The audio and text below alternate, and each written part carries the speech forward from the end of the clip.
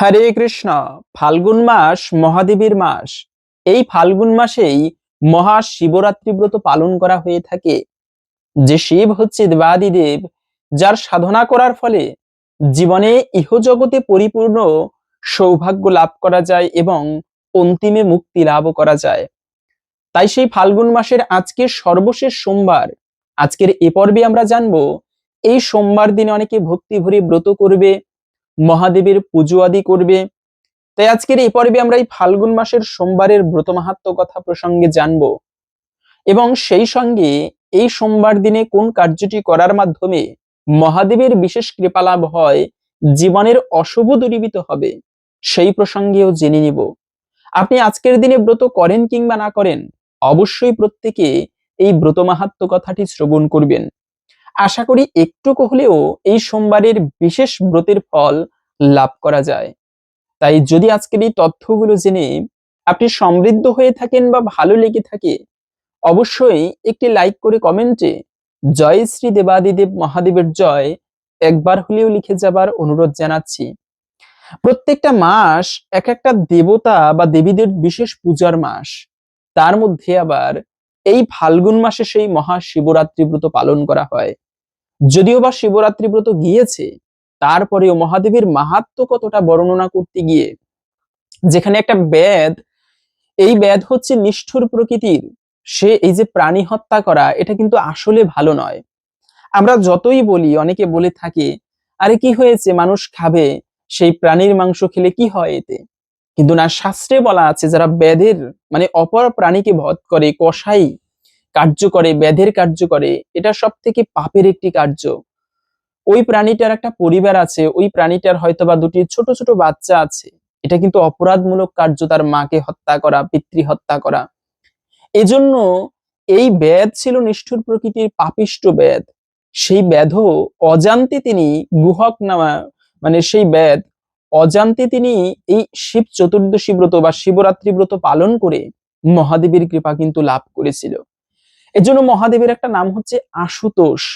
আপনারা মহাদেবের পুজো, অনেকে বলে আরে বৈষ্ণব হলে মহাদেবের পুজো করা যায় না, যারা বিষ্ণু পুজো করে এদের নাকি মহাদেবের পুজো করা উচিত নয়, এটা নাকি দেব পুজো। অনেকে হ্যাঁ এরকমটা বলে যে কৃষ্ণ ভক্তরা দেবদেবীর পুজো করে না, দেবদেবীর পুজো করলে কি হয়, এসব করতে নেই।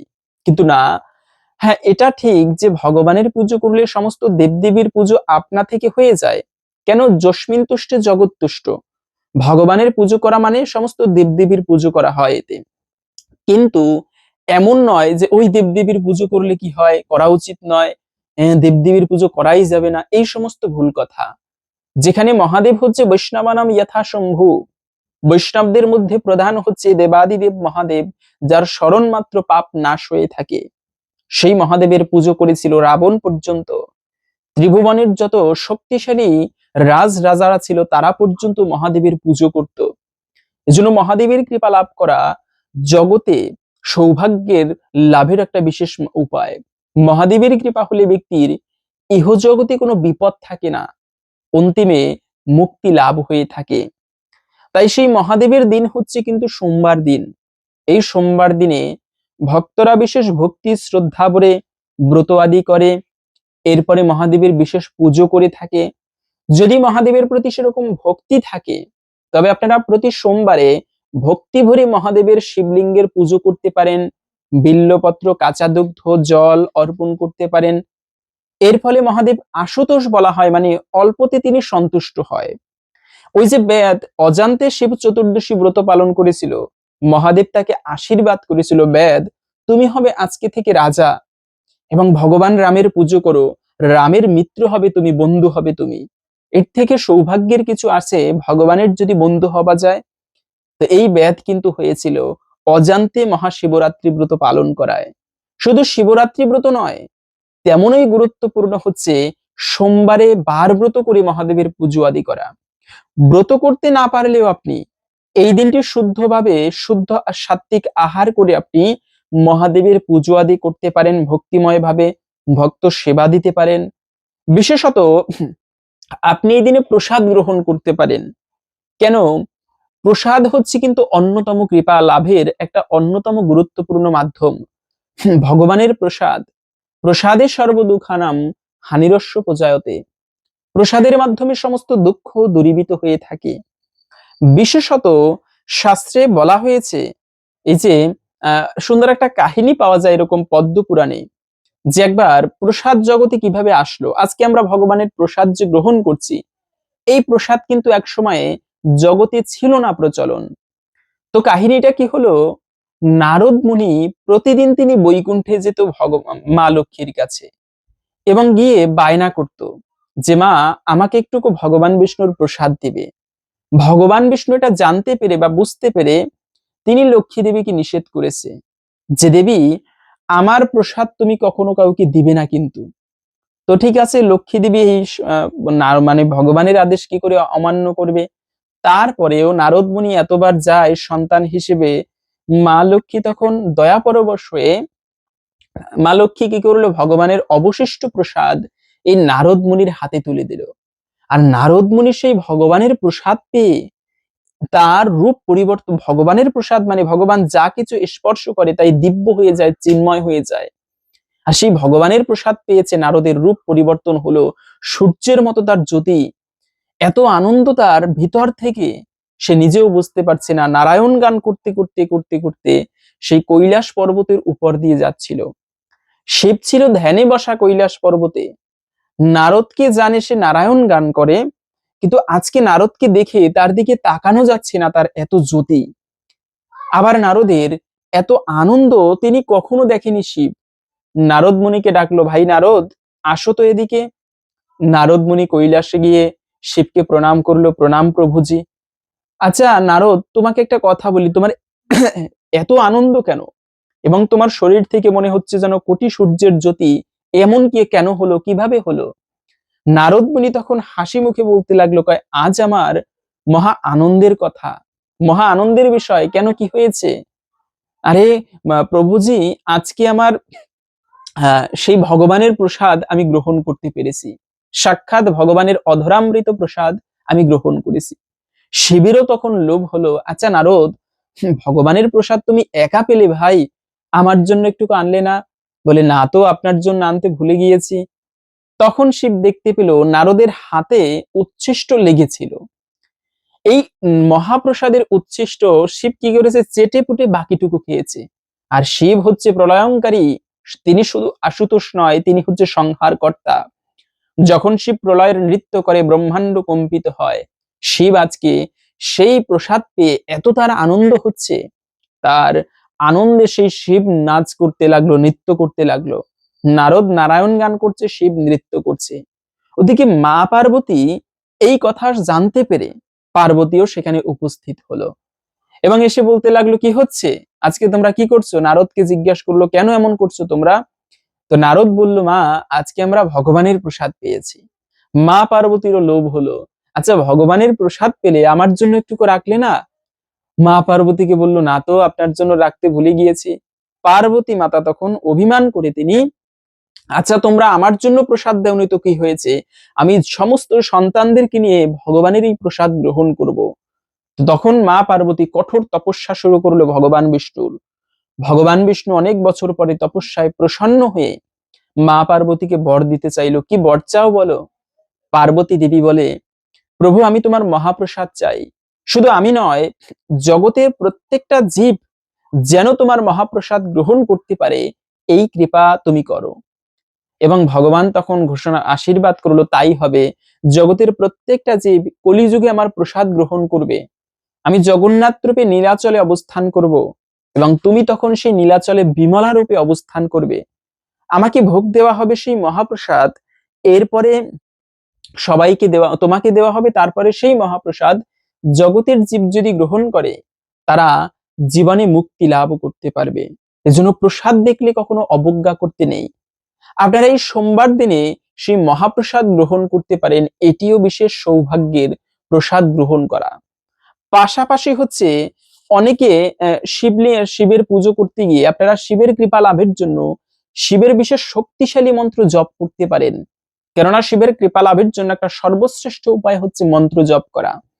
প্রতিদিন যদি শিবের প্রতি সেরকম ভক্তি থাকে, তবে আপনারা শিবের ওম নমঃ শিবায় এই মন্ত্রটা কম করে হলেও 21 মালা জপ করতে পারেন। 21 মালা মানে হচ্ছে 108 বারে 1 মালা হয়, এরকম করে 21 মালা জপ করতে পারেন। তা না হলে একেবারে কম করে হলেও 1 মালা 108 বার, বেশি সময় লাগে না, জপ করতে পারেন। জীবনে শিবের কৃপা লাভের জন্য একটা সর্বশ্রেষ্ঠ উপায়, যে কোনো দেবদেবীর বা ইষ্টদেবীর কৃপা লাভের জন্য তার বিশেষ শক্তিশালী মন্ত্র জপ করা। এটি বিশেষ কার্যকরী ইষ্টদেবের কৃপা লাভের জন্য। তো আপনারা এই দিনে শিবের সেই বিশেষ শক্তিশালী মন্ত্র জপ করতে পারেন।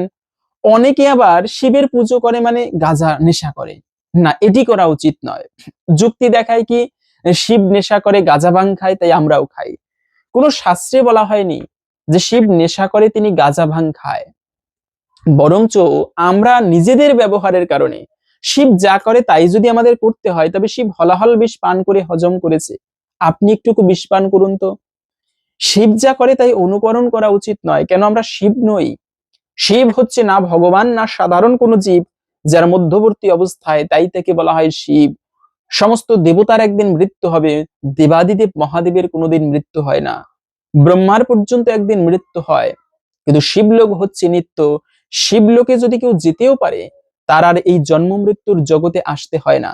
নিত্য ধাম সেই কৈলাস, যেখানে চিন্ময় লোকের ব্রহ্মজ্যোতির, আপনারা এই জগতের যে এই শাস্ত্র আছে, সেখানে মানে সুন্দর ব্রহ্মাণ্ডের বর্ণনা করতে গিয়ে বলা আছে, এই জন্ম মৃত্যুর চক্রের উপরে রয়েছে শিবলোক, তার উপরে ব্রহ্মজ্যোতি।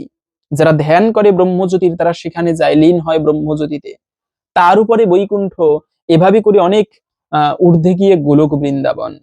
তা আপনারা পড়ে দেখতে পারেন। যাই হোক, এখন আসুন আমরা ধৈর্য ধরে জেনে নিচ্ছি, এই সোমবারে যারা ব্রত করবে তারা কি ফল প্রাপ্ত করতে পারে, সোমবারের বিশেষ ব্রত কথা। আর আসুন কিছুক্ষণ সময় ধৈর্য ধরে, কেননা শ্রবণম মঙ্গলম, শ্রবণ করার ফলে একটুকু হলেও এই সোমবারের ব্রতের বিশেষ ফল লাভ করা যায়। এরপরে আমরা ভিডিওর মূল প্রসঙ্গ জেনে নিচ্ছি। শুরু করছি সোমবারের ব্রত কথা। একদা আর্যাবর্তে চিত্রবর্মা নামে এক রাজা বাস করতেন। তিনি ধার্মিক এবং পুণ্যবান ছিলেন এবং পাপীদের কাছে যমস্বরূপ ছিলেন। একদা তার স্ত্রী এক বরাননা কন্যা সন্তানের জন্ম দেন, নাম দেন সীমন্তিনী। তবে সেই কন্যার জন্মকুণ্ডলিতে মাত্র 14 বছর বয়সেই বৈধব্য লাভের ভবিতব্য করা ছিল। একথা দ্বিজ সমূহের থেকে শুনে রাজার মন ভারী হয়ে যায়। কালক্রমে যখন সেই কন্যা বড় হয়, তখন সেও তার ভাবী বৈধব্যের কথা শুনে ব্যাকুল হয়ে ওঠেন এবং যাজ্ঞবল্ক্য মুনির স্ত্রী মৈত্রেয়ী দেবীর শরণাপন্ন হন। তিনি কন্যাকে ভবভবানী অর্থাৎ হরগৌরীর পুজো করার পরামর্শ দেন। তিনি রাজকন্যা সীমন্তিনীকে আরো বলেন, উপোস করে, স্নান করে বিরজাসরে এক মনে শিব এবং পার্বতীর আরাধনা করতে। এরপরে সেই কন্যা ঠিক তেমন ভাবে সবকিছু পালন করা শুরু করলেন। অতঃপর সীমন্তিনীর বিবাহ মহারাজ নলের বংশধর চন্দ্রাঙ্গদের সাথে সম্পন্ন হয়। এরপর একদিন বৈধব্য অনুযায়ী দৈববশত কালিন্দী নদীতে নৌকাডুবিতে চন্দ্রাঙ্গদ জলে তলিয়ে যান। সতী সীমন্তিনী এত কিছুর পরেও সোমবার ব্রত পরিত্যাগ করেননি। এভাবে 3 বছর কেটে গেল। অন্যদিকে চন্দ্রাঙ্গদের বৃদ্ধ পিতা ইন্দ্রসেন শত্রুদের আক্রমণের ফলে সিংহাসনচ্যুত এবং কারারুদ্ধ হন। এরপরে শুরু হয় আসল ঘটনা। জলে নিমজ্জিত সেই রাজপুত্রের মৃত্যু হয়নি, বরং সে চলে যায় পাতাল দেশের নাগলোকের দিকে। এরপর তাকে নাগকন্যারা নিয়ে যায় নাগরাজ তক্ষকের কাছে। নাগরাজ তাকে তার পরিচয় জিজ্ঞাসা করলে সে নিজেকে নিঃসদ্দেশীর মহারাজ নলের বংশধর চন্দ্রাঙ্গদ নামে পরিচয় দেন এবং সর্বোপরি নিজেকে একজন শিবভক্ত হিসেবে পরিচয় দিয়ে অতীতের ঘটনা সকল ব্যক্ত করেন। তার মুখ থেকে শিব মাহাত্ম্য এবং শিব তত্ত্ব সহ সকল বিবরণ শুনে নাগরাজ তক্ষক অতীব প্রসন্ন হন এবং চিত্রাঙ্গদের অনুরোধে তাকে যথাসম্ভব উপহার আদি এবং বাহন হিসেবে কামগামী অশ্ব প্রদান করে তাকে ভূলোকের উদ্দেশ্যে প্রেরণ করেন। ভূলোকে এসে চিত্রাঙ্গদ প্রথমেই নদীর তটে স্নান করতে আসা শোককাতর মলিন চেহারাধারী তার স্ত্রী সীমন্তিনীকে দেখে দেখতে পান, কিন্তু নিজ পত্নীকে এই অবস্থায় দেখে তিনি চিনতে পারেননি এবং সেই কন্যার পরিচয় জিজ্ঞাসা করেন। প্রত্যুত্তরে রাজকন্যার সখীরা তার বৈধব্য শোক এবং পতিবিরহে বিহ্বলতার কথা রাজকুমারকে শ্রবণ করানোর পর রাজকুমার নিজেও নিজ প্রেয়সীর এহেন অবস্থার কথা শুনে দুঃখিত হন এবং রাজকন্যাকে বলেন তার প্রতি শীঘ্রই তার নিকট ফিরে আসবে। এই কথা বলে তিনি নিজের রাজ্যে পৌঁছে নিজ পিতামাতা ও মাতৃভূমিকে শত্রুর হাত থেকে মুক্তি করতে অতিসত্বর গমন করেন। তার আগমনের এবং রাজকুমারের সাথে নাগরাজ তক্ষকের সুসম্পর্কের কথা শুনে ভয়ে শত্রুগণ তার মাতা পিতা ও সিংহাসনকে মুক্ত করে দেন। রাজা তার হারানো পুত্রকে পুনরায় ফিরে পেয়ে আপ্লুত হয়ে পড়েন এবং তারা সকলে উপলব্ধি করলেন যে এই অলৌকিক ঘটনার আড়ালে রয়েছে একজন সতী নারীর চরম শিবভক্তি। চন্দ্রাঙ্গদের স্ত্রীর সোমবারে নিত্য শিবশিবার আরাধনার জন্যই এমন অলৌকিকতা সম্ভব হয়েছে। শীঘ্রই এ সুখবর রাজা চিত্রবর্মা ও রাজকন্যা সীমন্তিনীর নিকট পৌঁছে গেল। তখন চারদিক আনন্দ উৎসবে মুখরিত হয়ে উঠল। এরপর চন্দ্রাঙ্গদ নিজ স্ত্রীকে পুনর্বিবাহ করে নিজ নগরে প্রত্যাবর্তন করেন এবং রাজ সিংহাসনে অভিষিক্ত হন। রাজা ইন্দ্রসেনও রাজকার্য নিজ পুত্রের হাতে সঁপে দিয়ে নিত্য শিবশিবার আরাধনায় লীন হন। সেই সোমবার ব্রতের ফল তাদের উপর সৌভাগ্যের ন্যায় বর্ষিত হতে লাগলো। এরপর থেকে সোমবার শিবশিবার ব্রতমাহাত্ম্য চতুর্দিকে ছড়িয়ে পড়ল। তো এই ছিল মূলত সোমবারে শিবের পুজো এবং মা পার্বতীর পুজো করলে কি হয়, ব্রত করলে কি হয়। আশা করি বুঝতে পেরেছেন। এবং এই সোমবার দিনে বিশেষ কৃপা লাভের জন্য, সৌভাগ্য লাভের জন্য কোন কার্যটি আপনারা করতে পারেন। এই দিনে সব থেকে গুরুত্বপূর্ণ বিষয় হচ্ছে মহাদেব হচ্ছে বৈষ্ণব, আর বৈষ্ণব নাম যথাশম্ভু, বৈষ্ণবদের মধ্যে প্রধান হচ্ছে শিব। আপনারা তাই শিবের কৃপা লাভের জন্য আজকের এই সোমবার দিনে, শুধু আজকে নয়, যে কোনো সোমবার দিনে সম্ভব হলে কিছু বৈষ্ণবকে শিব জ্ঞানে বাড়িতে নিমন্ত্রণ করে এনে তাকে ভগবানের প্রসাদ, সুস্বাদু প্রসাদ দিয়ে তাদের ভোজন করাতে পারেন, সেবা দিতে পারেন। আর এই বৈষ্ণব সেবার মাধ্যমে শুধু শিবের কৃপা নয়, ভগবানের কৃপা পর্যন্ত লাভ হয়। ছাড়িয়া বৈষ্ণব সেবা নিস্তার পায়াছে কেবা। যদি আজকের এই তথ্যগুলো জেনে আপনার ভালো লেগে থাকে, একটি লাইক করে কমেন্টে জয় শ্রী দেবাদিদেব মহাদেবের জয়, জয় সমস্ত বৈষ্ণবের জয় একবার হলেও লিখে যাবার অনুরোধ জানাচ্ছি। দেবাদিদেব মহাদেবের কৃপায় সকলের জীবনে অভিষ্ট লাভ হোক, এই কামনা করে আজকের ভিডিওটি এখানে সমাপ্ত করছি। হরে কৃষ্ণ।